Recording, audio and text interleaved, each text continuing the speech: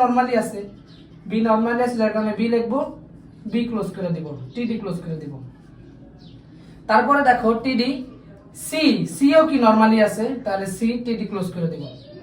তারপর আমাদের যেহেতু এই টিডির কাজ শেষ, সরি এই টিআর এর কাজ শেষ, যার কারণে আমরা এখানে টিআর লিখবো, টিআর ক্লোজ করে দিব। এখন আমাদের এই টিআর এর কাজ করতে হবে, তাহলে দেখো এটা মুছে দিতেছি, তোমরা উঠাও, খাতায় উঠাও, তারপর আবার এই নিচ থেকে উঠাবা। তো আমি সব মুছে দিতেছি। দেখো আমরা এইটুকের কাজ করে ফেলছি, এখন আমাদের এইটার কাজ।